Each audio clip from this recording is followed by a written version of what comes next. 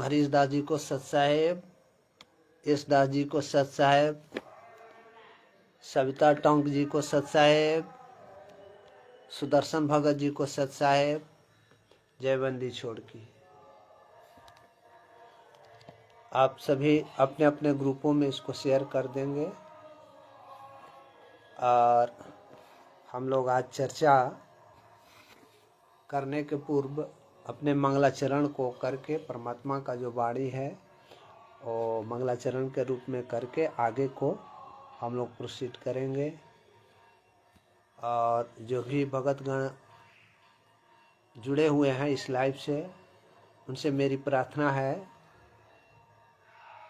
कि वो अपने अपने ग्रुपों में, अपने दोस्त हित मित्रों में इसको शेयर कर दें। और राम राम जी को सत साहेब, आप सभी को सत साहेब, जयबंदी छोड़ की। आज मेरा टॉपिक है कि गुरु जी का जो देशद्रोह वाला केस में जमानत 25/9/2025 को खारिज हुआ था, उस खारिज आदेश के विरुद्ध में जमानत के लिए चंडीगढ़ हाई कोर्ट में दायर की गई है या नहीं, इसी संबंध में मतलब आप लोगों को ये कहना है। और दूसरा टॉपिक है कि 1/11/2025 को तिथि लगी हुई थी, यानी कल तिथि थी, उस तिथि पर क्या हुआ क्या नहीं हुआ, ये सब बातें मैं आप लोगों के समक्ष रखूँगा। इसको लेकर के मैं आया हूँ। आप सभी अपने अपने ग्रुपों में अपने अपने हित मित्र दोस्तों को ये वीडियो शेयर कर दें ताकि सभी लोगों तक ये बातें पहुँचे। और बड़े ही खुशी का बात है, तो वो आपको मतलब इस टॉपिक के बहाने मतलब मैं बताऊंगा। तब तक के लिए मतलब जब उस समय जुड़ भी जाएंगे तब तक के लिए हम लोग मंगलाचरण कर लेते हैं। सतगुरुदेव की जय हो। बंदी छोड़ सतगुरु श्री रामपाल जी महाराज की जय हो। ग्रीम नमो नमो सतपुरुष को नमस्कार गुरु की नहीं, सुर नर मुनि जन साधवा संतो सर्वस दीनहि।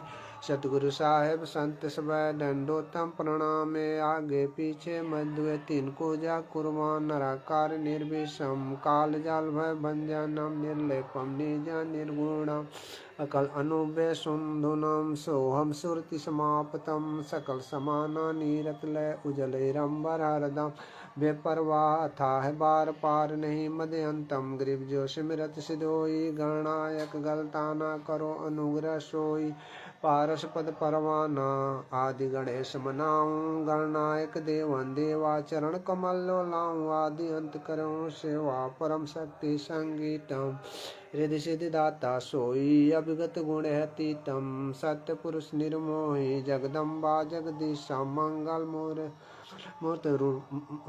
मूर्त रूप मुरारी, तन मन अर्पु शेषम, भक्ति मुक्ति भंडारी, सुर नर मुनि जन धावे, ब्रह्मा विष्णु महेशा, शेष सहस मुख गावे, पूजय आदि गणेशा, इंद्र कुबेर सरीखा, वरुण धर्म राय धावे, सुमरथ जीवन जी का, मन इच्छा फल पावे, 33 कोटि अधारा धावे, 688 उतरे भव जल पारा, कटी है यम की फांसी, 33 कोटि अधारा धावे, 688 उतरे भव जल पारा, कटी है यम की फांसी। सत साहेब, जयबंदी छोड़ की।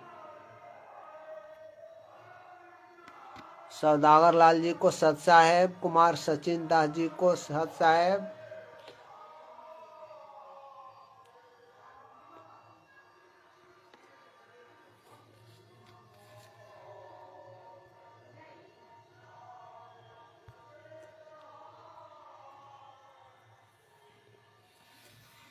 सचिन दास जी को सत साहेब। आप सभी पुण्यात्माओं को मेरा सत साहेब, जयबंदी छोड़ की। तो मैं आज अपना टॉपिक आपको पहले बता चुका हूँ कि मेरा टॉपिक आज का है कि संत रामपाल जी महाराज का जमानत के लिए आवेदन चंडीगढ़ हाई कोर्ट में दायर है या नहीं है, दायर हुआ तो कब हुआ और किनके द्वारा की गई है, उसमें कौन सी तिथि पड़ी हुई है, ये सारी बातें आप लोगों के समक्ष रखूँगा। और मुझे तो बड़ी खुशी की बात है कि जैसा स्थिति देखा जा रहा है, न्यायालय का रुख जो देखा जा रहा है या जो इस समय की परिस्थिति देखी जा रही है, उस परिस्थितियों को देख करके मुझे विश्वास हो रहा है कि गुरु जी बहुत जल्द ही जेल से बाहर आने की दया करेंगे। ये मैं अपने हृदय में जो आभास हो रहा है, इस बात को मैं आप लोगों के समक्ष रख रहा हूँ। लेकिन इसके साथ साथ में न्यायालय की प्रक्रिया और रुख तथा जो आज ये हो रहे हैं उसके संबंध में मैं सुनिश्चित हूँ कि गुरु जी बहुत जल्द ही न्यायालय से बाहर आने वाले हैं।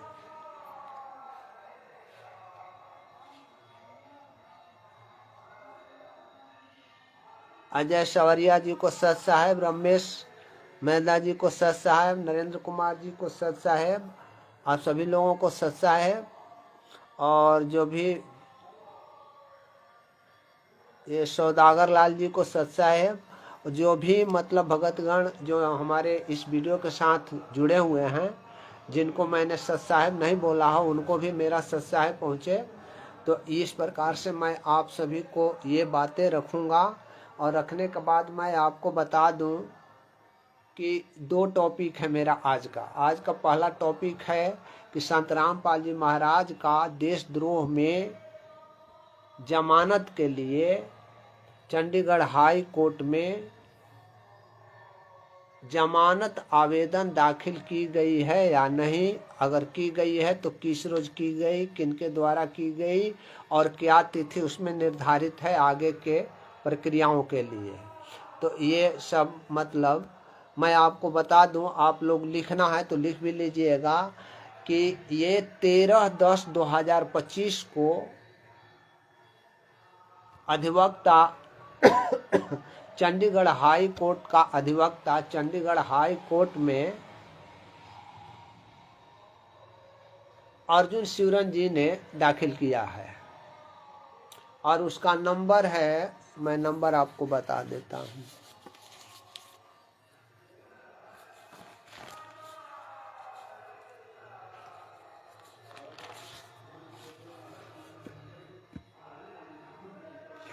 हाँ, और उसका नंबर है 13/10/2025 को ये मतलब दाखिल हुआ है, जिसका डायरी नंबर वगैरह पड़ा हुआ है 10578553 सन 2025। ये मतलब डायरी नंबर है इस आवेदन का, यानी कि जमानत आवेदन दाखिल करने का ये नंबर जो है वो डायरी नंबर पहले पड़ता है, उसके बाद में मतलब बेल पटिशन नंबर वगैरह आदि पढ़ेंगे। तो मैं ये आपको बता दे रहा हूँ कि इसका नंबर है 10578553 सन 2025 में ये दाखिल हुई है 13/10/2025 को, जो चंडीगढ़ हाई कोर्ट में सिंगल बेंच में है। और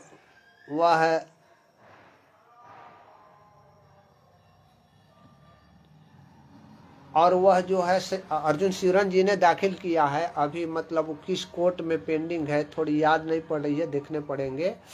तो उस कोर्ट में मतलब ये दाखिल है और उसमें आपको लिस्टिंग के लिए 6/11/2025 को तिथि निर्धारित है लिस्टिंग के लिए। मतलब ये केस जो फाइल हुआ है गुरु जी का जमानत के लिए आवेदन, वह आवेदन तो फाइल हुआ 13/10/2025 को। 13/10/2025 के बाद में वो लिस्टिंग के लिए हाई कोर्ट का ये नियम है को लिस्टिंग के लिए आता है। तो लिस्टिंग के लिए 6/11/2025 को पड़ा हुआ है। और 6/11/2025 को जो लिस्टिंग है उसका लिस्टिंग टाइप जो है, लिस्टिंग टाइप उसका मतलब लिस्टिंग का आकार क्या है, लिस्टिंग का मतलब टाइप मतलब ये टाइप नहीं, लिस्टिंग टाइप का मतलब कि उसका आकार प्रकार क्या है, किस तरीका का है। तो वो लिस्टिंग जो है वो ऑर्डिनरी है। ऑर्डिनरी मतलब साधारण रूप से वो 6/11/2025 को पकड़ा भी सकता है, नहीं भी पकड़ा सकता है। तो ऑर्डिनरी में ये अर्जेंट मैटर होता तो पकड़ा जाता, लेकिन अर्जेंट मतलब वो लिस्टिंग अर्जेंट नहीं है, ऑर्डिनरी है। तो ये ऑर्डिनरी मतलब अभी दाखिल की गई है, इसलिए ये नहीं कहा जा सकता है कि 6/11/2025 को लिस्ट पर आ ही जाएगा और बहस ही हो जाएगी, ऐसा नहीं कहा जा सकता है। लेकिन ऑर्डिनरी है, चूंकि ऑर्डिनरी लिस्टिंग ऑर्डिनरी है, इसके कारण मतलब मैं कह रहा हूँ। यदि अर्जेंट मैटर के रूप में अगर दाखिल किया गया रहता और लिस्टिंग अर्जेंट के रूप में मांगी गई होती तो उसकी अलग बात थी कि वो तुरंत बहस वगैरह सुन करके और सरकार से जो भी मतलब जवाब मांगना होता है या जो भी जैसा करना होता है, कानूनी प्रक्रिया जो है वो पूरा फिलअप करता वे। तो ये मतलब कि आपको 6/11/2025 को ये सुनिश्चित करना मुश्किल है कि मतलब लिस्टिंग पर पकड़ाएगा या नहीं पकड़ाएगा। हो भी सकता है, परमात्मा की दया हुई तो पकड़ा भी सकता है, तो नहीं भी पकड़ा सकता है। जब पकड़ाएगा तो उस रोज प्रथम बहस होगा, और प्रथम बहस होने के बाद न्यायालय सरकार से उसका जवाब मांगेगा या किसी भी प्रकार का रिपोर्ट भी मांग सकता है, जेल से भी रिपोर्ट मांग सकता है, अन्य जगह से भी। वो तो कोर्ट की बातें हैं, क्या मांगेगा वो तो 11 के बाद में ही पता चलेगा आपको। लेकिन वो प्रक्रिया जो है, मैंने प्रक्रिया आपके समक्ष रख दिया। तो इस प्रकार से आप थोड़ी सी पीछे का मैं आपको बात बता दे रहा हूँ। पीछे का बात बताने का मतलब कि ये किस केस में जमानत आवेदन दाखिल की गई है, और इस केस में अगर जमानत स्वीकृत कर ली जाती है हाई कोर्ट के द्वारा, तो क्या संत रामपाल जी महाराज जेल से बाहर आ जाएंगे। तो इस संबंध में आपको पीछे थोड़ी सी जाना पड़ेगा। पीछे में ये जाना पड़ेगा कि एक अवमानना का केस था, वो भी समाप्त हो चुका है। और दूसरा जो 429 और 430 में गुरु जी को मरते दम तक का आजीवन कारावास की सजा सुनाई गई थी, जिसमें गुरु जी का ये सजा जो है कुछ समय के लिए, यानी कुछ समय का मतलब कि इस 429 और 430 में अंतिम सुनवाई होने तक उनका सजा जो है स्थगित कर दी गई है। तो उसमें जमानत मिल चुकी है, उसमें दोनों केस में, यानी 429 और 430 दोनों केस में जमानत मिल चुकी है। और तीसरा एक केस 428 था, 428 में जमानत ग्रांट नहीं हुआ था।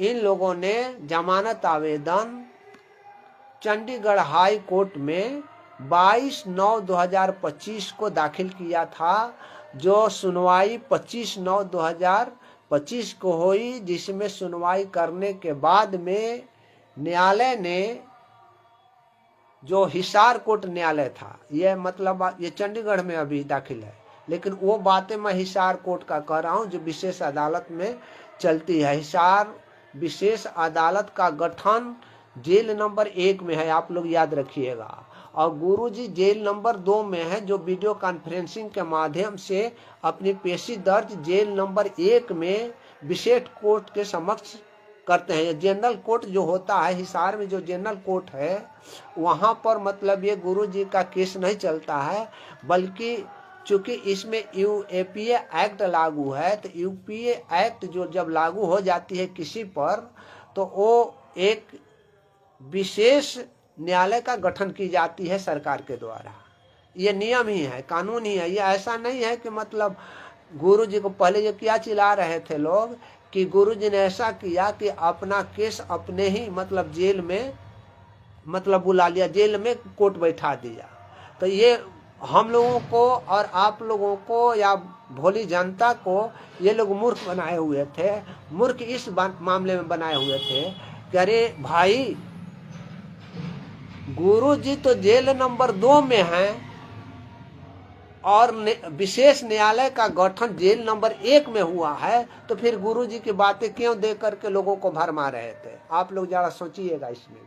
जब गुरु जी जेल नंबर 2 में थे और 1 में इस विशेष अदालत का गठन हुआ था, तो इसमें मतलब हमारे और आपके विवेक का थोड़ा सा यूज करना चाहिए कि ये लोग जो थे वे हम लोगों को गुमराह कर रहे थे।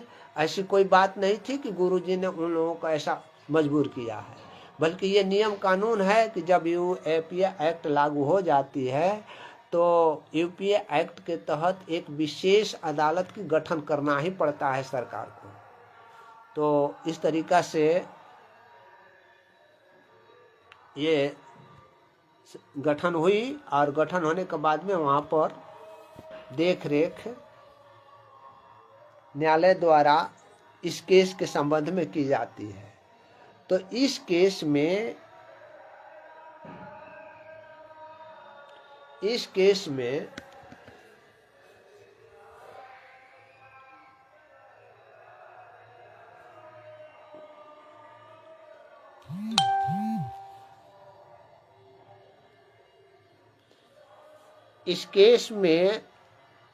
22/9/2025 को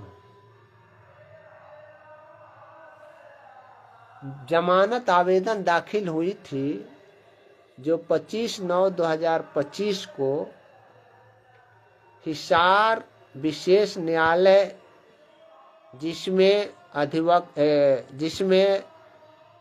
न्यायमूर्ति जो हैं उनका नाम है डॉक्टर परमिंदर कौर, ने गुरु जी का आवेदन जो जमानत आवेदन था वह 25/9/2025 को खारिज कर दी थी, रिजेक्ट कर दी थी, अस्वीकृत कर दी थी। अब उनके अस्वीकृत करने का कारण क्या था, उन्होंने किस बिंदु पर अस्वीकृत किया है, इसको हमें आप तक सुनाना समझाना मतलब समीचीन हम समझते हैं। तो थोड़ी सी मैं आपको उस ऑर्डर का जो हिसार कोर्ट के न्यायमूर्ति डॉक्टर परमिंदर कौर द्वारा जो आदेश दी गई है और गुरु जी का जमानत आवेदन खारिज हुआ था, उसका ऑर्डर जो है, उस ऑर्डर का मुख्य बिंदु आपको हिंदी में मैं यहाँ बता देता हूँ कि किस लिए खारिज हुई थी और क्या नहीं।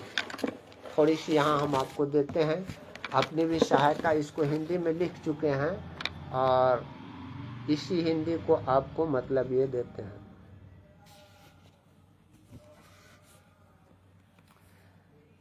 तो ये आपको है कि उक्त जमानत आवेदन देशद्रोह वाले केस में हिसार कोर्ट में 19/9/2025 को दाखिल की गई थी।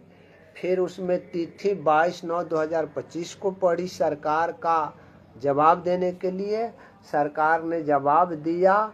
फिर उसके बाद में 25/9/2025 को फाइनल बहस हुई और बहस होने के बाद में न्यायालय ने दोनों पक्षों का, यानी कि गुरु जी के पक्ष का और जो भी अधिवक्ता थे उनका, उन्होंने न्यायालय ने सुनवाई किया और सुनवाई करने के बाद उन्होंने कुमार बबलू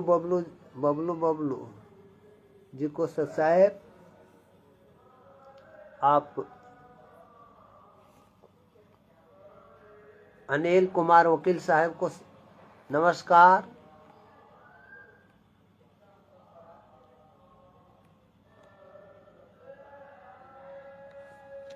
ये क्या नीचे लिख रहे हैं, दिखाई नहीं दे रहा है डॉक्टर।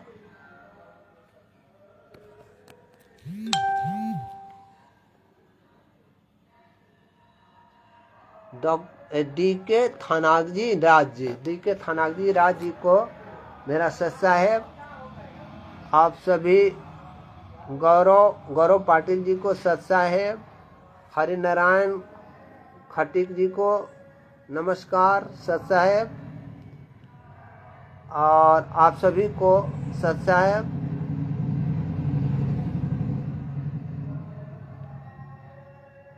कुमार, सचिन, देव, पिंटू जी को सत साहेब, आप सभी लोगों को सत साहेब। तो मैं ये बता दे रहा हूँ कि ये 19/9/2025 को हिसार कोर्ट में ये जमानत आवेदन दाखिल की गई थी, जो 22/9/2025 को तिथि निर्धारित हुई, जिस पर सरकार के वकील द्वारा उसका जवाब दी गई। जवाब देने के बाद में फाइनल बहस 25/9/2025 को की गई। सुनवाई मतलब करने के बाद में, बहस सुनने के बाद में न्यायालय ने 25/9/2025 को सुन करके अपना मत धारित किया है। उस बिंदु को मैं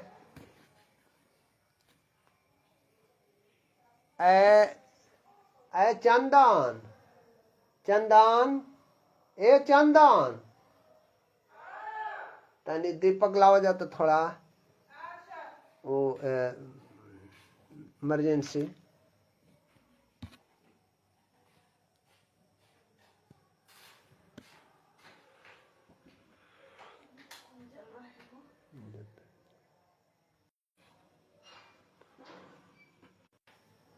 और बिजली गुल हो जाने के कारण थोड़ी सी प्रॉब्लम हो। ये है क्या आदेश दिया, कुंभ जी को सत साहेब, आप सब लोगों को सत साहेब। क्या दिया वे मैं आपको थोड़ी सी यहाँ पढ़ करके सुना देता हूँ। तो वो 25/9 को बहस सुनने के बाद में हिसार विशेष न्यायालय ने यह धारित किया कि पेट्रोल से भरी बोतलों को विस्फोटक अधिनियम के तहत अपराध माना जाएगा, क्योंकि इसमें विनाशकारी क्षमता होती है। न्यायालय ने यह भी पाया कि कानून को विफल करने के लिए सतलोक आश्रम को एक वास्तविक किले में तब्दील कर दिया गया था। इस तरह का आचरण कानून की जड़ पर प्रहार करना होता है और अदालतों के अधिकारों को स्पष्ट चुनौती देना होता है, और ऐसे अपराध राज्य की संप्रभुता और सुरक्षा के खिलाफ है। यदि रामपाल जी को जमानत पर छोड़ी जाती है तो सार्वजनिक व्यवस्था को गंभीर रूप से प्रभावित करेगी और न्यायिक प्रक्रिया को बाधित करेगी, क्योंकि देखा गया है कि संत रामपाल जी जेल के 4 दीवारी के भीतर ही सीमित रहते हैं, तो उनके अनुयायी की बड़ी भीड़ परिसर के बाहर एकत्रित हो जाती है। यदि उन्हें जमानत पर छोड़ा जाता है तो भीड़ की संख्या और कई गुना बढ़ जाएगी और न्यायालय की प्रक्रिया का संचालन तथा जेल प्रशासन का संचालन, नागरिक प्रशासन तथा क्षेत्रीय बोझ एवं सार्वजनिक व्यवस्था काफी बिगड़ जाएगी, जिसे संभालना मुश्किल हो जाएगा। ये न्यायालय ने बहस के बाद गुरु जी के विरुद्ध में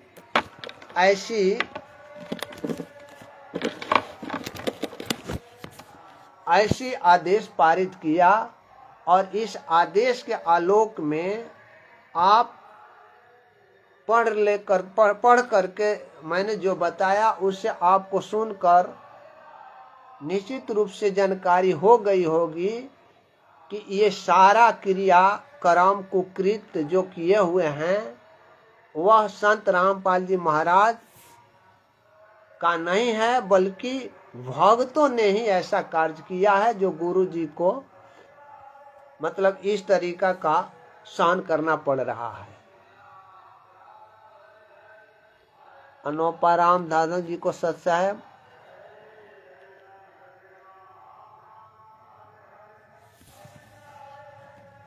ये डीके थाना जी को सत साहेब।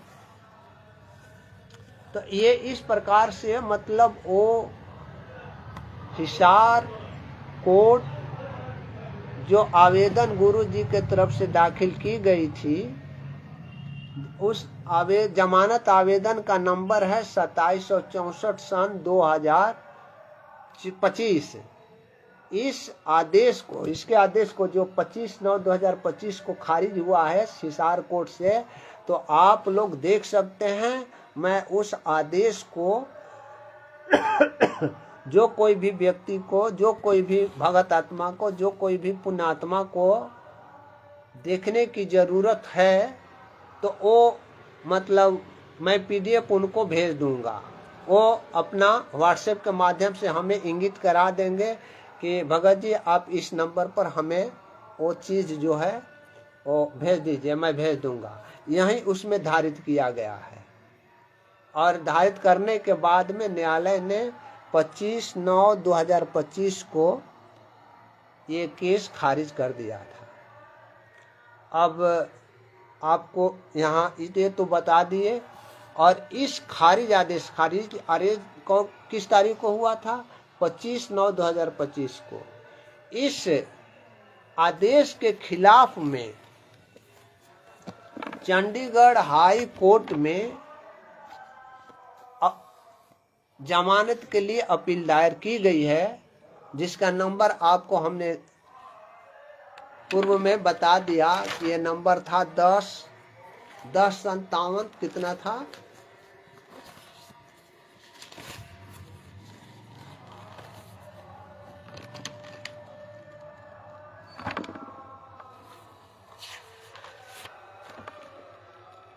1057-85-53 डायरी नंबर है। और इसी नंबर से ये जमानत आवेदन दाखिल हुआ है वहाँ। और उसकी सुनवाई के लिए, लिस्टिंग के लिए 6/11/2025 को निर्धारित की गई है। और निर्धारित करने के उपरांत जो मतलब 6/11 हुई है, वो लिस्टिंग टाइप जो है उसका ऑर्डिनरी है। उस रोज परमात्मा की दया हुई तो लिस्टिंग पर आ सकता है और नहीं भी आ सकता है। इसके लिए हमें इंतज़ार कुछ करने पड़ेंगे, लेकिन परमात्मा दया करेंगे कि बाहर अतिशीघ्र आएंगे। और कवया मतलब कवया भगत जी को सत्साहेब, आप जितने भी भगत समाज हैं वो सबको मेरा सत्साहेब। और अब मैं आपको ये दूसरे टॉपिक पर बातें करूंगा कि जो देशद्रोह में दिनांक 1/11/2025 को जो तिथि थी, उस तिथि में यानी कल, आज तो 2 है, कल जो थी पंचाली विष्णु आहिरवाला जी को सत्साहेब, वीरेंद्र महतो जी को सत्साहेब, आप सभी को सत्साहेब आप सभी को सत्साहेब, जयबंदी छोड़ की। और ये मैं उस बारे में बताऊंगा आपको कि 1/11/2025 को यानी कल वाले डेट में जो बरवाला में तिथि थी, उसमें क्या क्या हुए, क्या क्या नहीं हुए। तो उसमें आपको बता दूं, शॉर्ट में बता दूं कि आप लोग तो जान रहे हैं कि देशद्रोह वाले केस में हिसार विशेष अदालत जो जेल नंबर 1 में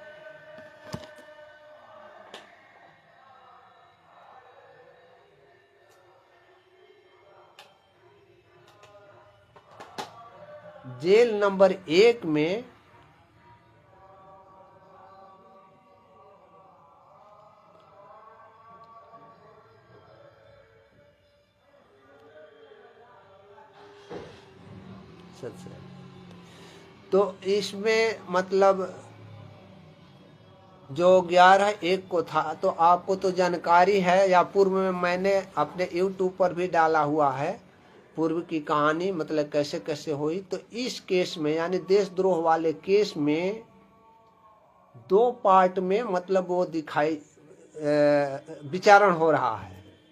इस केस का यानी देशद्रोह वाले केस का 2 पार्ट में विचारण हो रहा है, पार्ट ए और पार्ट बी में। तो पार्ट ए में कुल 142 अभियुक्तों का विचारण हो रहा है और पार्ट बी में शेष सभी लोगों का, और 142 को छोड़ करके बाकी जितने भी 803 या 4 हैं वो सब का विचारण जो है वो पार्ट बी में हो रहा है। तो पार्ट बी में जितने भी हैं वो ए और बी इसलिए किया गया है कि पार्ट ए में हीनियस क्राइम है, जैसे देशद्रोह का और असंवैधानिक गतिविधि में संलिप्तता का तथा सार्वजनिक संपत्ति क्षति निवारण अधिनियम का एवं विस्फोटक पदार्थ रखने वाले एक्ट के तहत जो होते हैं वे विस्फोटक पदार्थ, हथियार वगैरह इसका, तथा आपका ये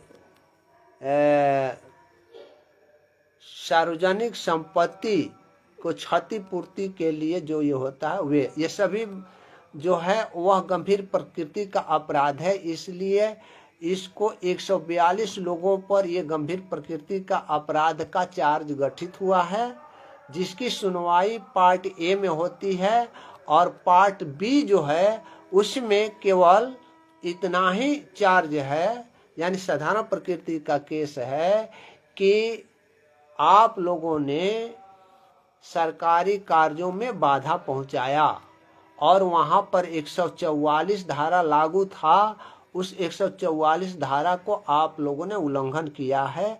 इतना ही मतलब साधारण प्रवृत्ति का केस है, वह 804 लोगों पर है और शेष 142 लोगों पर गंभीर प्रकृति का केस है। तो ये मतलब आप लोगों को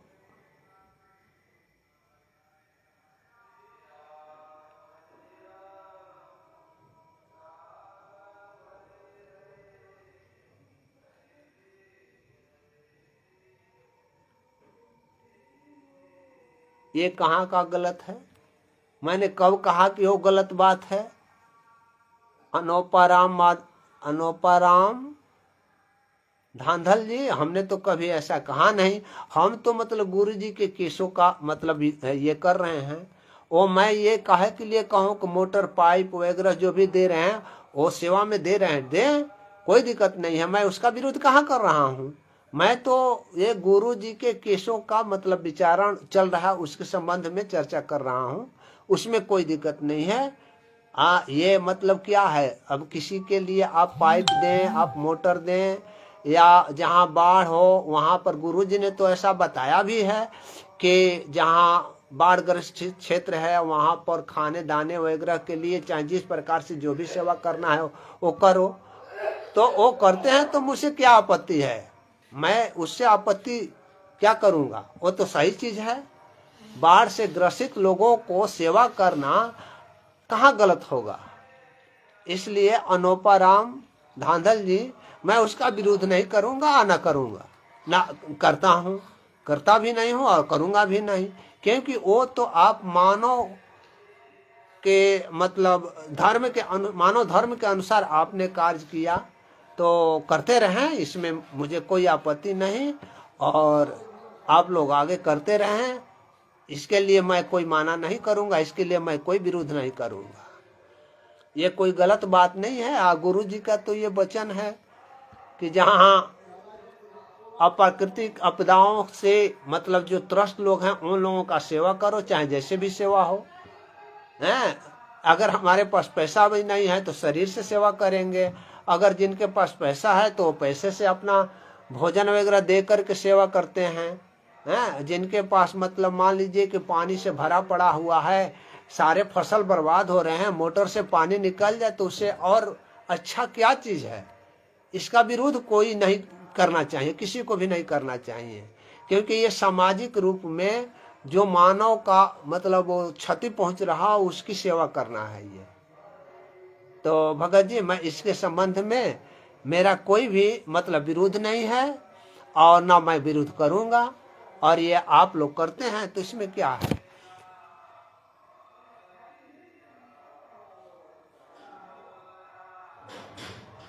ये अनोपा राम धांधल जी, इसके लिए आपको मतलब बहुत बहुत धन्यवाद कि मतलब आप ऐसा कार्य करने के पक्ष में हैं। कार्य किया जाना चाहिए। अगर मतलब मेरे बातों से आपको कोई अच्छा या बुरा लगा हो तो अपने कमेंट में ज़रूर दीजिएगा। हम ये ऐसा नहीं चाहेंगे कि आप मानव का रक्षा नहीं करें। मैं जितना मुझे जानकारी है, हम तो गुरु जी के केसों के बारे में केवल वर्णन करता हूँ और दूसरा कुछ नहीं करता हूँ। तो ये मतलब इस तरीका से एक मतलब वो भगत जी थे अनोपा लाल जी।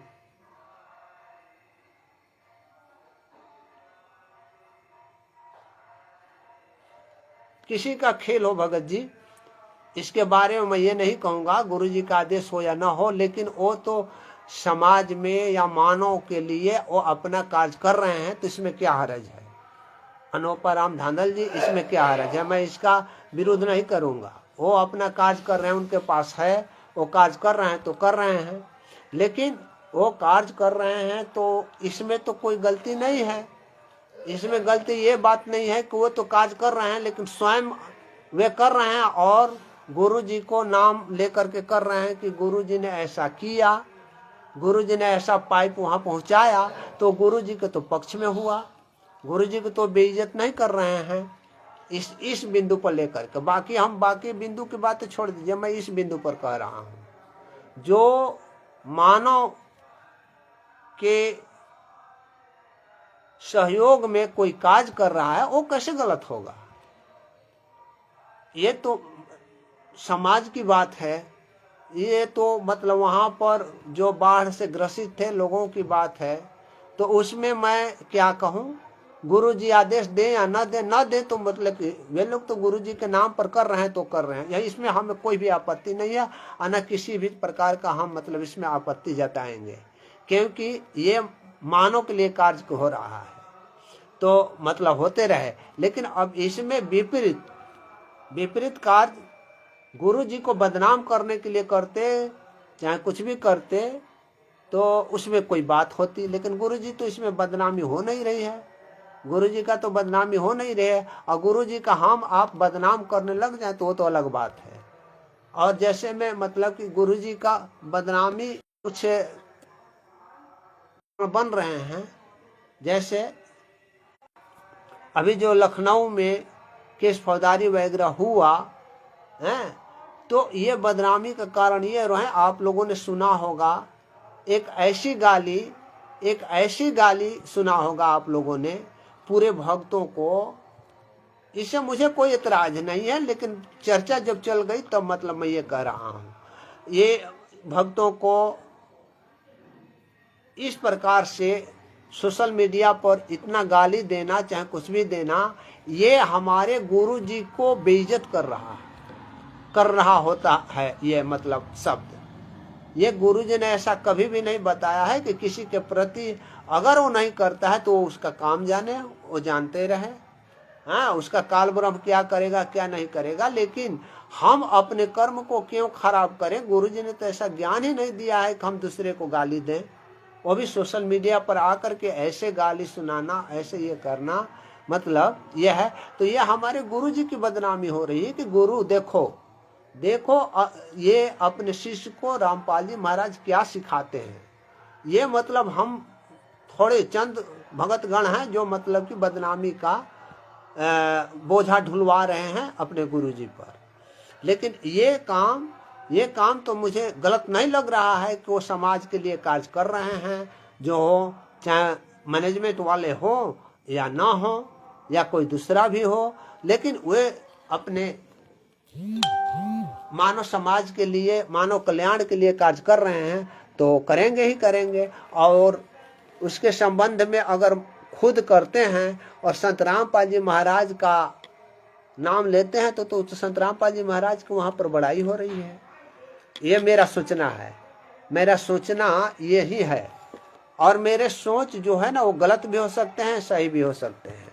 मैं अपने को संतुष्ट या पूर्ण नहीं मानता हूँ, मैं अपना विचार व्यक्त करता हूँ। इस विचार से कोई सहमत हो भी सकता है, कोई असहमत भी हो सकता है।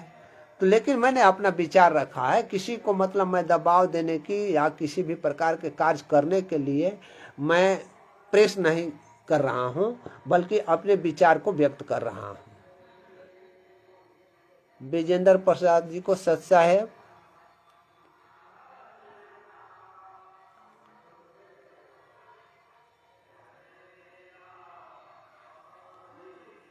हाँ गणेश भगत जी, मैं उसी पर आ रहा हूँ।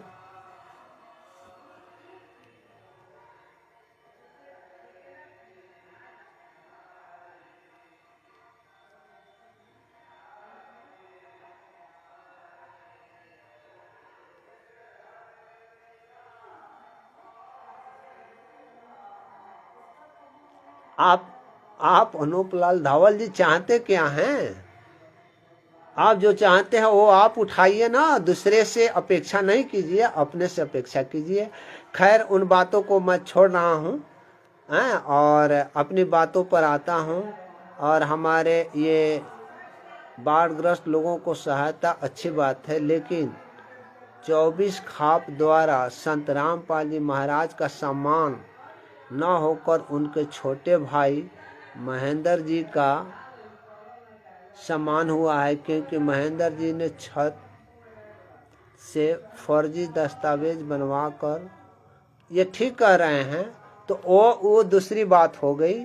वो जो मतलब अपना खाप में 24 खाप में अपना जो वे मानव रक्षक सम्मान प्राप्त करवाने के रूप में खुद उनके गुरु भाई मतलब जो हैं उनके भाई महेंद्र जी हैं वो किए, उससे हमें कोई लेना देना नहीं है भगत जी, उससे हमें कोई लेना देना नहीं है, क्योंकि ये लोग कार्य जगत वाला ही कर रहे हैं।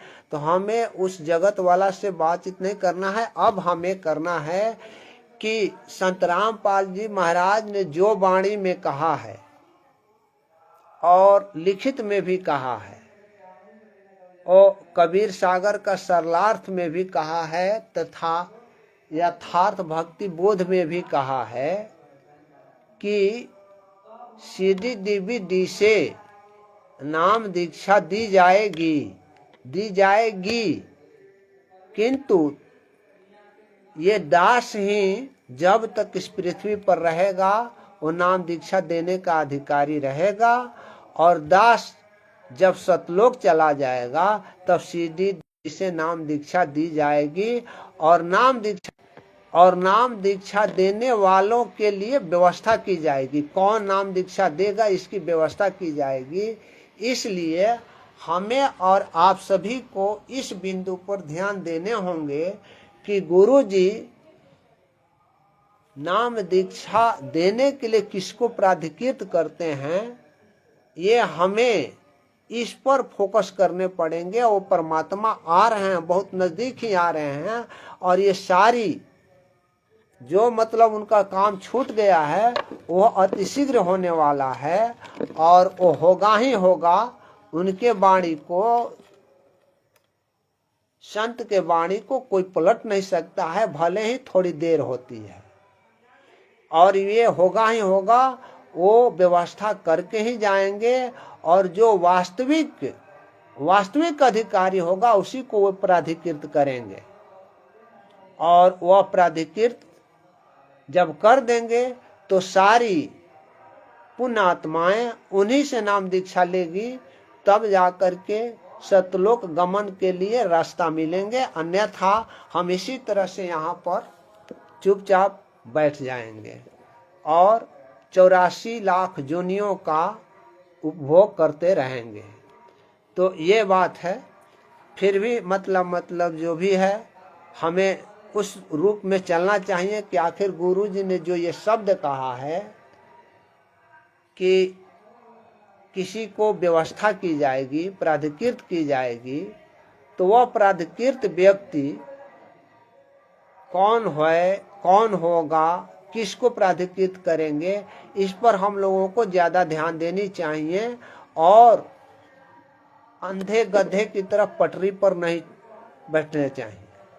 अंधे गधे की तरफ अगर हम पटरी पर, रेल पटरी पर खड़े रहेंगे तो हमारा ही नाश होगा, उस ट्रेन का कुछ नाश नहीं होगा।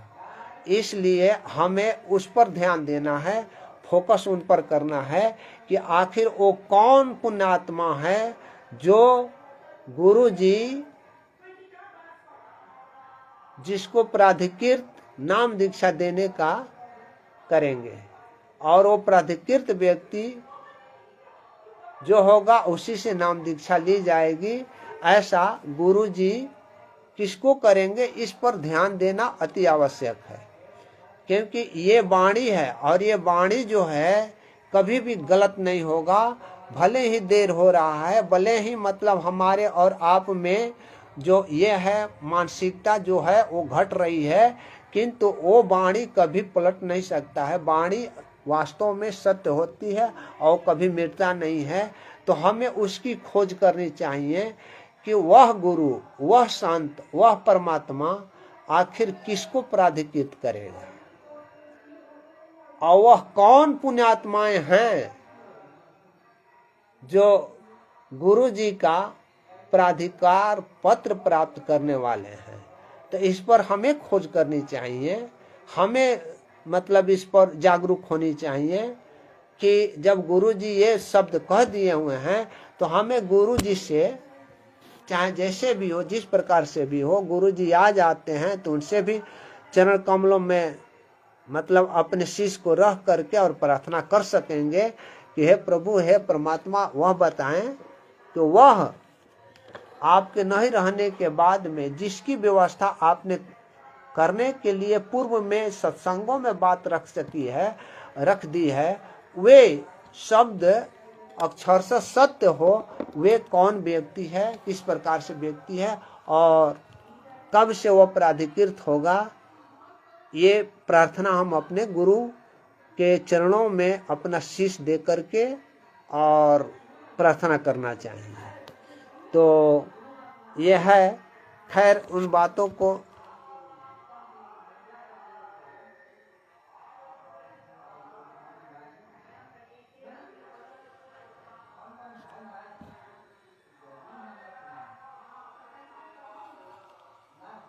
हाँ, मैं तो वहीं पर करूँगा, वहीं बात करूँगा भगत जी, लेकिन थोड़ी सी जो सामने आती है बात वो कह देना पड़ता है। तो इस तरीका से हमें उस पर भी ध्यान देना चाहिए, और क्योंकि गुरु का कोई भी वाणी गड़बड़ नहीं होता है। गुरु का वाणी जो है एक न एक दिन वो सत्य ही होती है, और सत्य को आने तक के लिए हमें आपको विश्वास करने पड़ेंगे।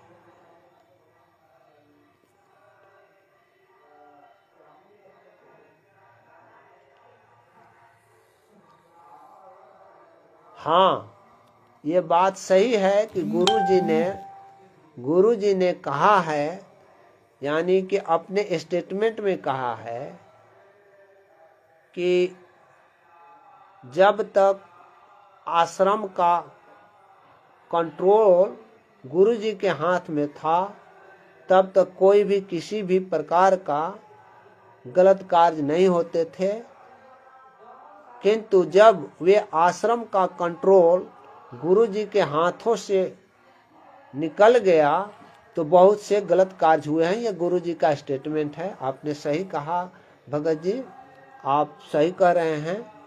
तो ये मतलब अब बातें मैं अपना उस बिंदु पर आता हूँ कि 1/11/2025 को न्यायालय में क्या क्या हुई। तो हमने आपको बताया कि ये 2 पार्ट में मतलब सुनवाई हो रही थी, पार्ट ए और पार्ट बी। पार्ट ए में आपको मैंने बताया कि 142 लोगों का गंभीर अपराध के लिए विचारण चल रहा है, और पार्ट बी में साधारण प्रकृति के अपराध के लिए विचारण चल रहा है। तो उन लोगों की संख्या भी मैंने बताया कि 142 पार्ट ए में है और पार्ट बी में 804 हैं। और इसमें से आप 3 लोगों को ध्यान दीजिएगा। अभी इन लोगों का किस पार्ट में सुनवाई होगा, गंभीर अपराध की प्रकृति का केस इन लोगों पर चलेगा या नहीं चलेगा, इसके लिए अभी पेंडिंग है। वह 3 लोग हैं, उसमें से एक ये गुरु जी का छोटी बेटी जो मंजू है, मंजू का पति संजय खान है, खानपुर वाला संजय के विरुद्ध, तथा एक जसवीर हैं उनके विरुद्ध एवं नीलम के विरुद्ध, ये 3 लोगों के विरुद्ध गंभीर अपराध का केस का विचारण होगा या साधारण प्रकृति के अपराध का विचारण होगा। इस बिंदु पर न्यायालय ने सरकार से अपना मत मांगा था, किंतु अभी तक से मत प्राप्त नहीं हुआ है। मत प्राप्त होने के बाद में वो जैसा आवेगा रिपोर्ट जैसा रिपोर्ट आवेगा उस रिपोर्ट के अनुसार वो 142 में जाएंगे या 804 वाले में जाएंगे। तो ये है। अब वे 1/11/2025 को बहुत से भगतगण नहीं आए हुए थे और बहुत से भगतगण आए हुए थे, किंतु आप लोगों को इसमें भी सोचना है कि टोटल जो केस में हैं वह 142 और 804 कितने हुए? 142 804 का मतलब हुआ 946। 946 में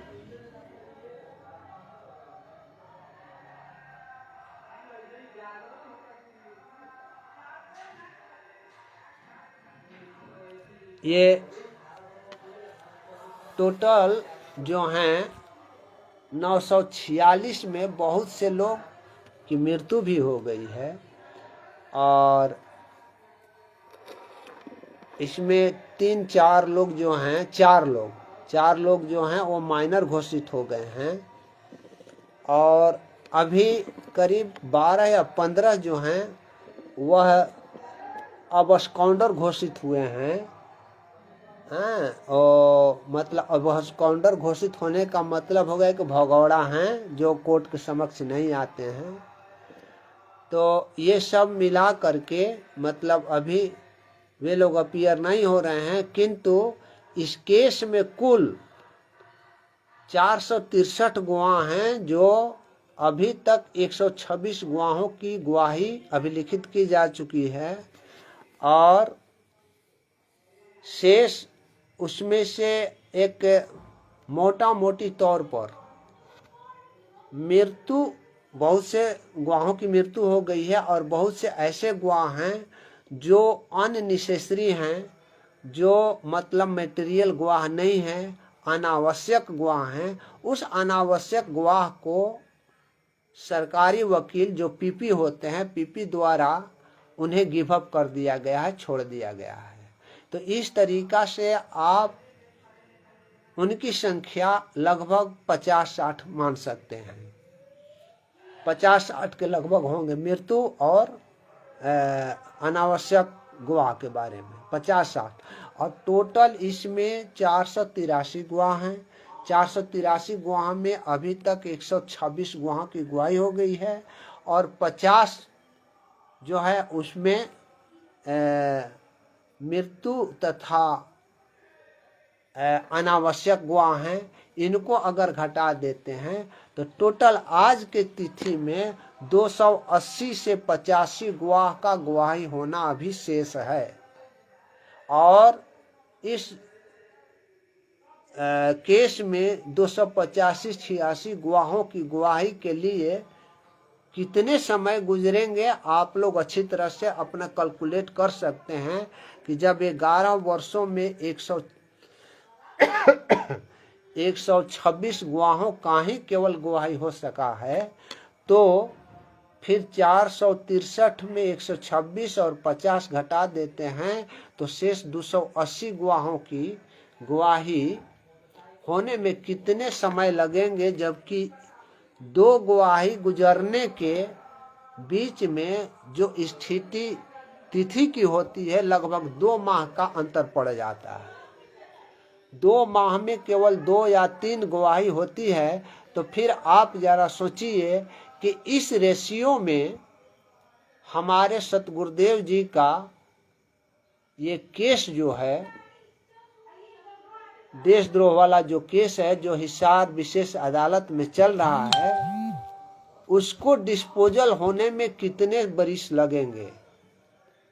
इसीलिए न्यायालय का यहाँ रुख अब यह आ गया है कि जैसे चंडीगढ़ हाई कोर्ट में अपील फाइल था 429 एवं 430 के संबंध में कि जिसमें सजा हुई थी, उसमें कोर्ट ने ये धारित किया है कि इस केस में, यानी 429 हो चाहे 430 हो, इस केस में जिसमें दोनों में मिलाकर के 6 लोगों की मृत्यु हुई थी, जिसमें 5 महिला थे और 1 बच्चा था, उसमें गुरुजी को सजा हुई थी। उस सजा के विरुद्ध में जमानत आवेदन दाखिल की गई थी, तो कोर्ट ने, यानी हाई कोर्ट ने उस पर यह धारित किया कि अभी फिलहाल 429 और 430 का फाइनल सुनवाई का कोई आसार नजर नहीं आता है और इनकी कस्टडी लंबे समय से है। इनकी उम्र 75 वर्ष की है। इस स्थिति में जब अपील फाइल है, तो इस स्थिति में किसी अभियुक्त को अवरुद्ध किए रहना न्याय के विपरीत है, क्योंकि उनकी उम्र भी हो गई है और किसी भी प्रकार का, किसी भी तरीका का उनका आचरण इतने दिनों तक में कोई भी गड़बड़ नहीं रहा, उचित ढंग से रहा, उन्होंने अपनी सजा बिताई। तो इस स्थिति में उन्हें जेल में रखना न्याय हित में उचित नहीं है। इसलिए 429 और 430 में ये जमानत मिली थी। अब वे तो आप समझ गए, इतने दिनों से जेल में हैं। इस केस में, जो देशद्रोह का केस में है, इस केस में ये लगभग 10 वर्षों से ऊपर, 10 वर्ष से ऊपर कहिए, 10 वर्षों से ऊपर हो चुके हैं गुरुजी को जेल में रहते हुए। किंतु हिसार विशेष कोर्ट जो है वह लोअर कोर्ट है, वह अधीनस्थ कोर्ट है। वे लोग नहीं चाहता है कि हाई कोर्ट की छुरी या चाकू जजों के गर्दन पर चले, ये कभी नहीं चाहता है। इसलिए ये लोग क्या करता है कि अपने सिर का बोझ उठा करके फेंक देता है कि जाओ भाई हाई कोर्ट से अपनी जमानत के लिए कार्य करो।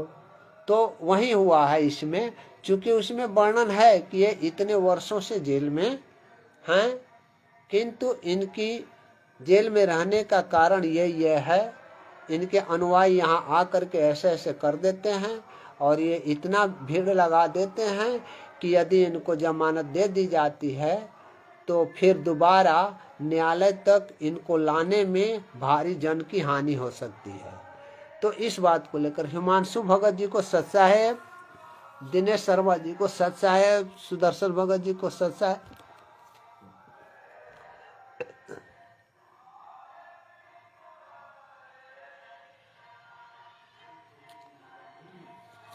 सभी को सच है मेरा। तो ये मतलब है कि वे अपना मतलब अपने सिर का बोझ उठा करके उनको दे दिया, क्योंकि ये तो न्याय के साथ साथ अपना नौकरी के लिए भी आते हैं, नौकरी भी देखते हैं, न्याय भी देखते हैं और अपने सिर का बोझ उठा करके हाई कोर्ट को दे देते हैं, क्योंकि इन लोगों का अब डर भय नहीं रह जाता है उनके कलम के लिए। इसलिए इन्होंने वर्णन करते हुए, सारी बातों को वर्णन करते हुए कि इतने दिनों से जेल में हैं और ये इनका आचरण मतलब जेल के अंदर तो सही रहा, किंतु इनका जो बरवाला घटना में आचरण देखा गया है, उस आचरण को देख करके, इनके अनुयायियों को जो आचरण होता है उसको देख करके इनको जमानत पर छोड़ना न्यायालय, जो निम्न न्यायालय है, वो उसको उचित नहीं लगा और उन्होंने जमानत आवेदन 25/9/2025 को खारिज कर दिया, जिसके विपरीत में चंडीगढ़ हाई कोर्ट में दाखिल है। तो वो तो मतलब ये है। लेकिन अब चलिए यहाँ कि अब आपको मैं यहाँ ले चल रहा हूँ कि हिसार विशेष न्यायालय में जो विचारण चल रहा है उसमें अभी तक 126 गवाही गुजरी है। 126 लोगों का ही केवल गवाही जो है वो अभिलिखित की गई है।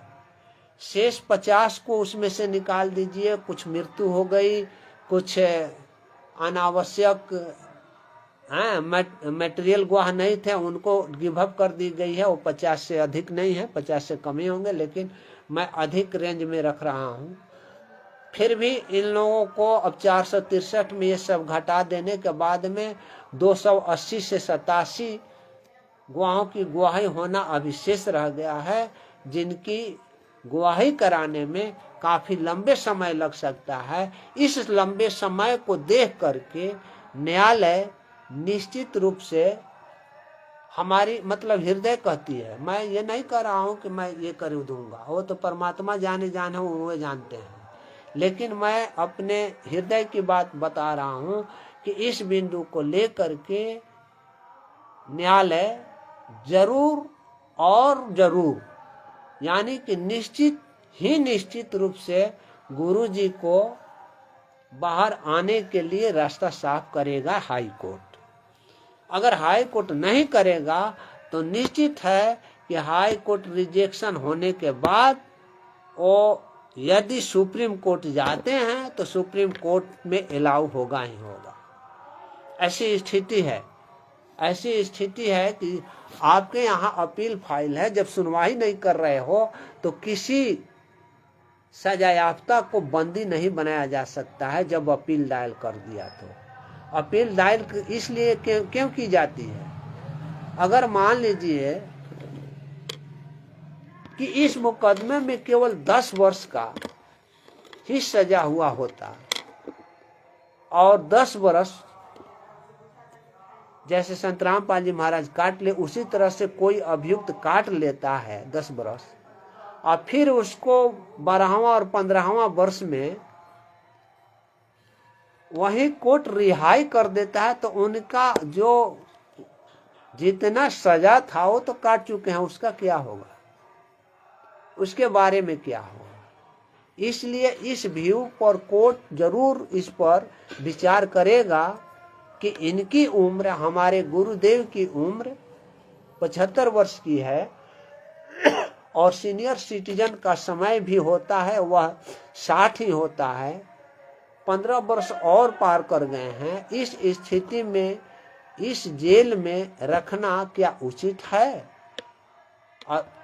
उचित तो है नहीं, किंतु हाँ वो कोई नियम भी बनावेगा। नियम ये बनावेगा कि जैसे आप लोगों ने 429 FIR में आदेश पढ़ा होगा या जाना होगा कि कंडीशनल जमानत गुरुजी को दे दिया गया है कि आप बाहर जाकर के भीड़ का हिस्सा नहीं बनोगे, कोई धार्मिक कार्य नहीं करोगे, सामाजिक कार्य नहीं करोगे, तो इस तरीका से जो कंडीशनल जमानत गुरुजी को मिली है, इसके लिए अब हमें और आपको ये सोचना है, क्योंकि इनको तो बाज की तरह, बाज जो पंछी बाज होता है, बाज की तरह अपने पंजे में लोग जकड़े लिए हुए हैं। वो चाहेंगे कि इस चिड़िया को, यानी मतलब गुरुजी नामक चिड़िया यहाँ बोल रहे हैं, इस चिड़िया को बाज छोड़ना चाहेगा नहीं, और वो बाज के पंजे में मतलब कोई चिड़िया फंसी रहती है तो वे जो कुछ भी बाज, जैसे भी बाज चाहता है वो शांत रूप से रहता है वहीं। तो हमें आपको ये मतलब दायित्व तो बन जाता है कि हम, चूंकि उनको किसी भी प्रकार का भीड़ भड़का नहीं लगाना है, भीड़ का हिस्सा नहीं बनना है, धार्मिक अनुष्ठान नहीं करने हैं, तो वो तो अब आवेंगे भी तो नाम दीक्षा कैसे देंगे या न देंगे, इसके लिए ये लोग हाईजैक मत कर ले। इसलिए आप हम ही सभी को जागरूक बनने पड़ेंगे। आप हम सबको इसके लिए मतलब क्या बोलते हैं, ये कोशिश करने पड़ेंगे कि आखिर संत रामपाल जी महाराज आ करके किसको आदेश और निस्वार्थ भाव से, यानी किसी के दबाव में नहीं, किसको आदेश देते हैं, उस अधिकारी व्यक्ति जो है वह कौन है और कैसे मतलब उससे गुरु जी से प्राधिकार पत्र प्राप्त की जाएगी, या किसको प्राधिकार बनाते हैं या किसको अपना वारिस बनाते हैं, वो उस बिंदु पर हमें आपको आगे बढ़ना पड़ेगा। अन्यथा वो बाज के पंजों में तो हैं ही, तो बाज को पंजों से निकालने के लिए हमें बाज पर धक्का मारने पड़ेंगे, चिड़िया को खींचने नहीं पड़ेंगे। चिड़िया को खींचेंगे तो वो बाज के पंजों से वह सारे मांस जो भी मतलब जितना भी पकड़े हैं मांस के साथ निकल जाएगा। किंतु जब हम बाज पर यानी जिसका पंजे में पकड़े हुई पंछी को बचाना चाहते हैं, तो उस बाज को यदि हम धक्का मारते हैं, बाज को यदि हम कष्ट पहुंचाते हैं, तो बाज अपने कष्ट से अपने पंजे को ढील करेगा। अब जब ढील करेगा तब पंछी जो है उसके फंसे हुए पंजे से निकलेगी। तो ये आपको और हमें समझना चाहिए कि हमें क्या करना है, कैसे करना है और क्या करना चाहिए। ये बातें छगनलाल सेजू जी को सत साहेब और चंद्रभान बांद्रे जी को सत साहेब,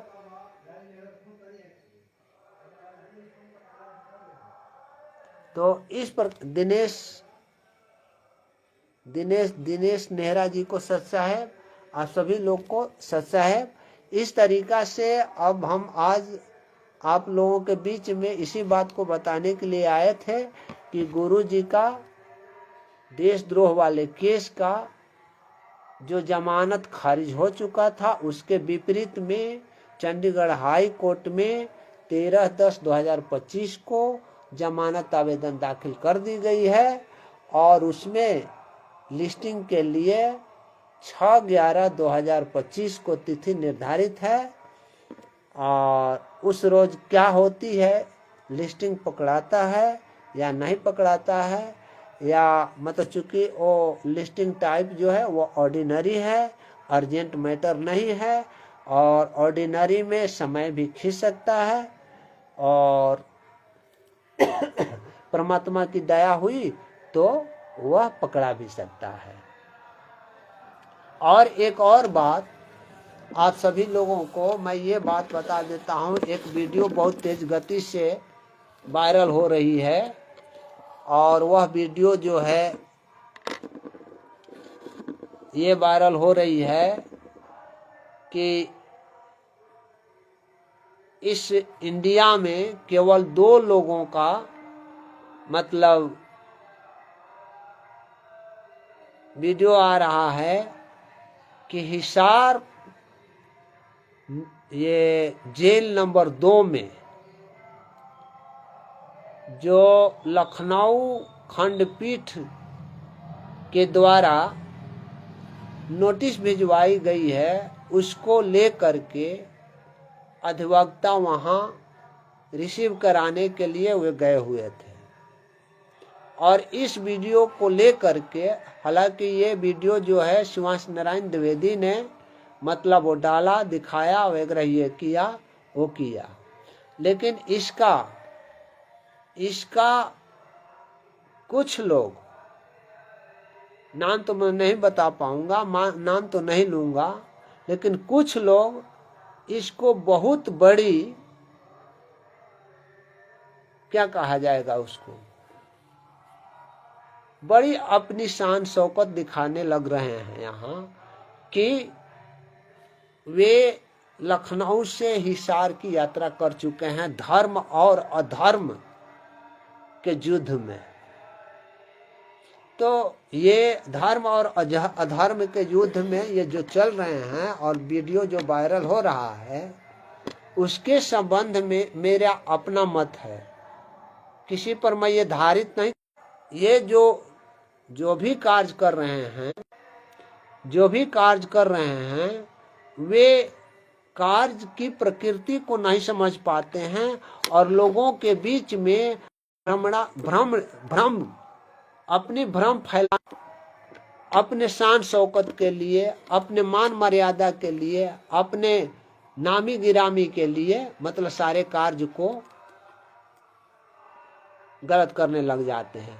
अरे भाई, सोचना चाहिए कि वह वकील जो है किस रूप में गया है, क्यों गया है। अरे भाई, आप ही लोगों ने डाला है, हमने तो डाल निकाल लिया है, हमने भी, लेकिन आप ही लोगों ने हिंदी में डाला है। उस आदेश को वो क्या बोलते हैं, प्रवेश जी ने ही हिंदी रूपांतरण करके उसको डाला है। पढ़ लिया कीजिए, उसमें तो आदेश दिया हुआ है, ये कि जेलर थ्रू, जब जेलर को जब उसमें पार्टी बनाया गया, पार्टी नंबर 13 बनाया गया, 12 तक ही थे, 12 में गुरुजी थे अपने, और 13 बनाया गया जेलर को, तो लखनऊ खंडपीठ जो है वह आदेश दिया था कि इसे 2 दिनों के अंदर हिसार जेल में जेलर के थ्रू संत रामपाल जी महाराज को नोटिस सर्व कराई जाए। और ये नोटिस पढ़ो भाई, आदेश, ये नोटिस जो है वह अपने कार्यालय को, यानी लखनऊ खंडपीठ अपने कार्यालय को कहते हैं और निर्देश देते हैं कि ये नोटिस जो है याचिकाकर्ता में कौन कौन, जो 18 लोग हैं, शिवांशु द्विवेदी, हिमांशु, रामानंदाचार्य, कौन कौन तो शंकराचार्य वगैरह, वकील आदि, विजयम्बा वगैरह सब लोग हैं। ये सभी मिल करके जो 18 हैं, उनके अधिवक्ता इस नोटिस को खुद लेकर के जाएंगे। तो उनको तो मजबूरी थी, वो कोर्ट ने आदेश दिया था कि तुमको जाना है, तो उस आदमी को तो जाना ही पड़ेगा। अब जरा सोच लो, वो हाई कोर्ट वाले जो वकील हैं लेकर के आए हुए थे नोटिस रिसीव कराने के लिए, तो उस वकील को तो कोर्ट ने डाकिया बना दिया था और उसी पर उफान मार रहे हो। अरे पढ़ो भाई, उस आदेश को पढ़ो जो हिंदी में ये राम प्रवेश जी ने दे दिया है, सब कुछ दे दिया है। उसमें डायरेक्ट लिखा हुआ है किस नोटिस को सर्व कौन कराएगा, तो याचिकाकर्ता के अधिवक्ता। तो उसके याचिकाकर्ता के अधिवक्ता तो क्या बोलते हैं, रंजना अग्निहोत्री सीनियर में थी, जूनियर में ये लोग था, तो सीनियर अधिवक्ता तो आवेगा नहीं रिसीव कराने के लिए। रंजना अग्निहोत्री जो थी वो सीनियर थी और उनके जूनियर में ये सब लोग हैं, पुष्कर अन्य कौन कौन तो हैं, 3-4 हैं।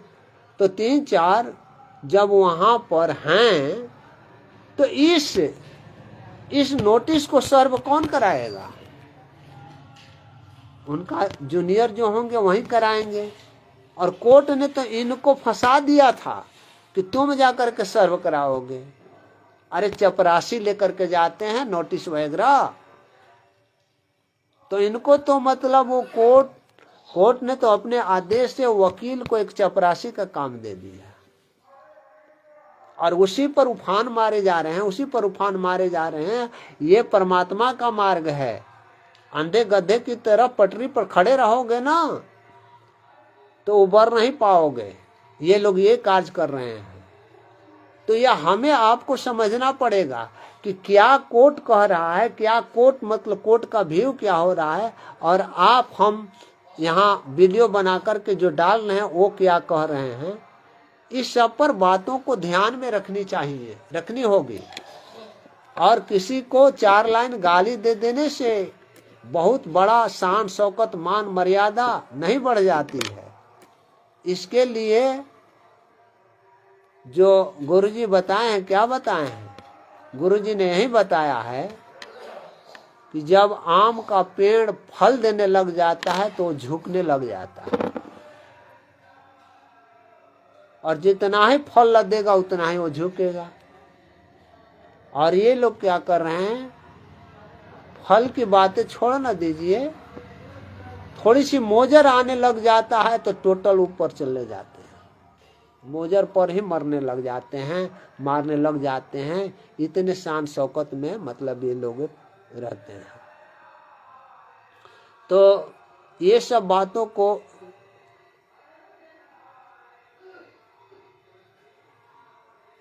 हाँ, भवानी भगत जी को सच्चा है, इसको अपनी उपलब्धि मान रहे हैं, जो कि ये उपलब्धि नहीं है। कोई भी अधिवक्ता वो वीडियो बना करके डाल दे तो क्या डाल दिया, किसी को तो जानकारी भी नहीं है कि वहाँ ये हिसार जेल नंबर 2 में नोटिस के लिए कब जाएंगे कब नहीं जाएंगे किसको जानकारी था।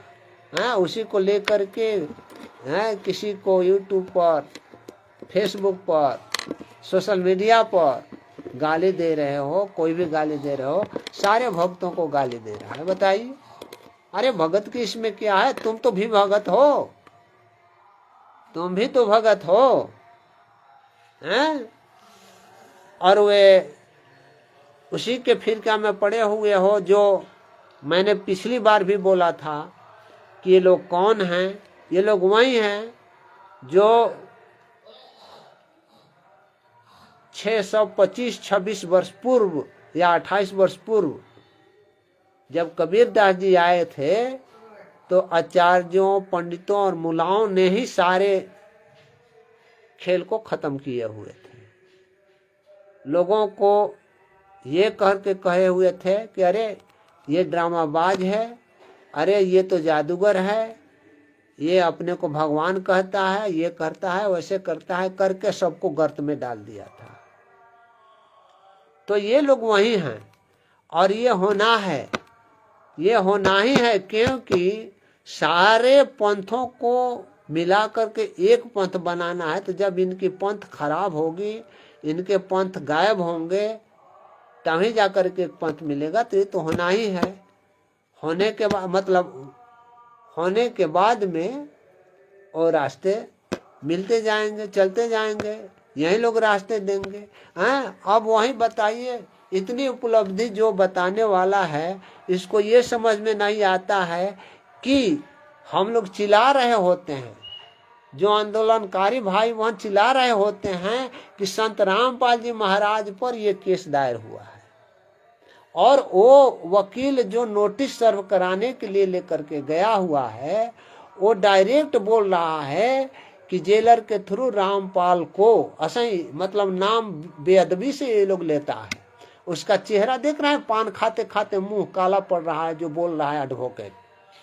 तो वे बोल रहा है क्या कि रामपाल को ये मतलब रिसीविंग लेकर के और रिसीव कराने के लिए आए हैं।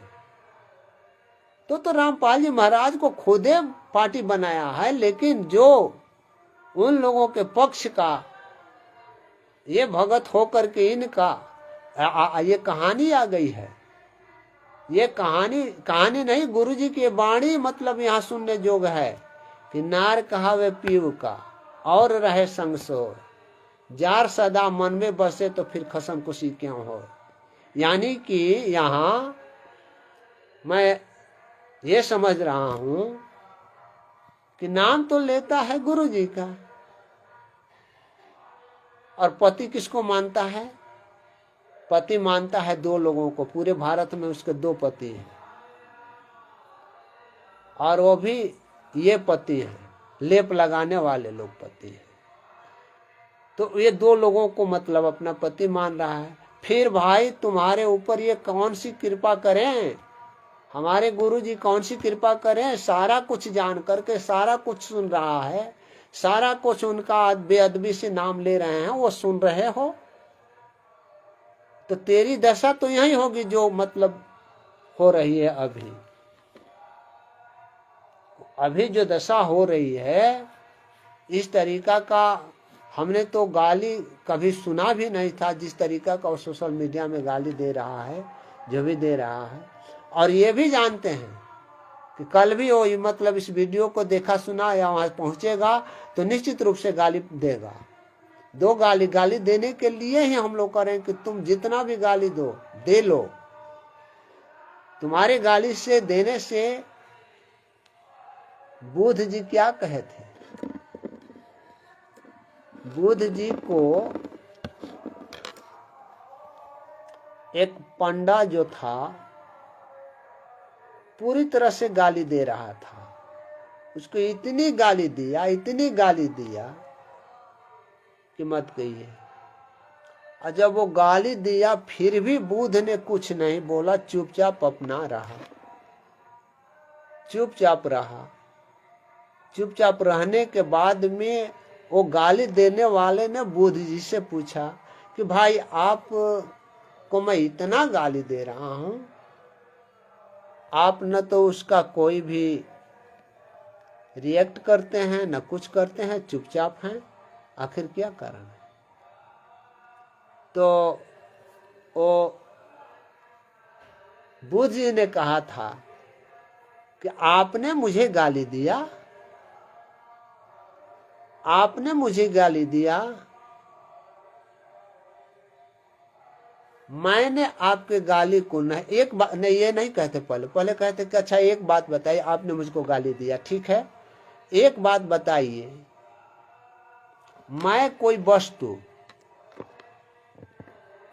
आपको दूं और वह वस्तु आप नहीं लें तो वह किसका वस्तु होगा, किसके पास जाएगा? तो जो दिया उसी के पास जाएगा। यानी कि कह रहे हैं कि मान लीजिए कोई ये वस्तु है, इस वस्तु को मैंने आपको दिया और आप इस वस्तु को लेने से मना कर दें, नहीं लें, तो फिर ये वस्तु किसके पास जाएगा? तो जो देने वाला होगा उसी के पास जाएगा। तब बुद्ध जी ने कहा कि मैंने आपका एक भी गाली ग्रहण नहीं किया, तो किसको गया गाली? तो फिर तो गाली उसी को गया जो गाली दिया। भाई जो कोई नहीं लेगा तो फिर कहां से होगा? इसीलिए हमें गाली देनी नहीं है और जो गाली दे रहा है उसको हमको लेनी नहीं है। जब हम लेवे नहीं करेंगे तो हमारे गाली कहां से हमें प्राप्त होगा? आपकी गाली आप ही को प्राप्त होगी। ये गुरु मतलब ये बुद्धदेव का वचन था। उसी बात को लेकर के हमें चलना चाहिए कि ये जब गाली गलौज हो रहा है तो वो जाने, उसका काम जाने, उसका हिसाब किताब वो तो लेने वाला कोई और बैठा हुआ है, हम आप तो कोई है नहीं, हैं? लेकिन फिर भी हमें उससे बच करके चलने पड़ेंगे। उस रास्ते पर जाएंगे और वहां सर वह डसेगा ही डसेगा, थोड़ी सा कभी काल रह करके। और ये जो आपका नेट है ना वो कमजोर हो जा पड़ा है, स्लो चल रहा है, इसीलिए थोड़ी दिक्कत हो रही है।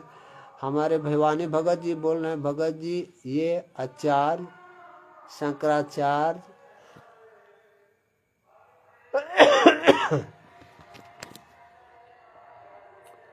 अपनी मान बढ़ाई के भूखे होते हैं और ये लोग गुरु जी के नाम की अदब से नहीं होता।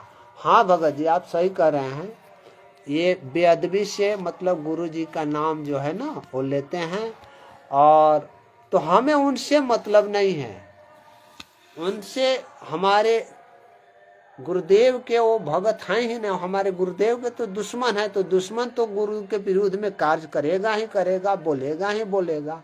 लेकिन हमें तो कष्ट इससे हो रहा है कि जो हमारे गुरु जी के भगत हैं, जो हमारे गुरु जी के शिष्य कहते हैं, वहीं उन लोगों का सपोर्ट करके और गुरु जी के शिष्य को गाली देते हैं। गुरु जी के मतलब इस काज को, हाँ दूसरे लोग को गाली देते हो, गाली क्यों देते हो? गाली देने से कोई समझता नहीं है, गाली देने से और वो रूखर बनता है। और उसी को जैसे बुद्ध ने समझाया था उसको अरे भाई तुम्हारे गाली दिए, जितना भी गाली दिए हमने उसको लिया नहीं तो हमारे ऊपर तो रहा नहीं।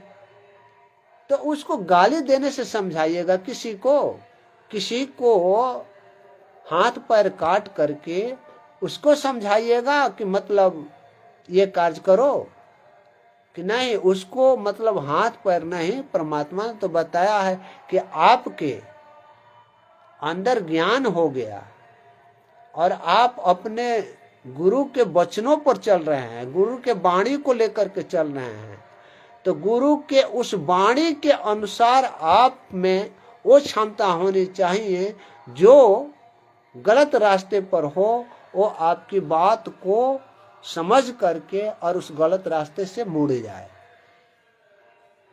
ये न कि जो गलत रास्ता पर जा रहा है और उसको गाली दिए जा रहे हो, तो गलत रास्ते पर जा रहा है तो गाली तुम्हारा सुन करके और गलत कार्य करेगा। एक तो गलत रास्ते पर जा रहा था, दूसरा गलत कार्य में आ करके और अनेकों कार्य गलत कार्य में मतलब फंस जाता है।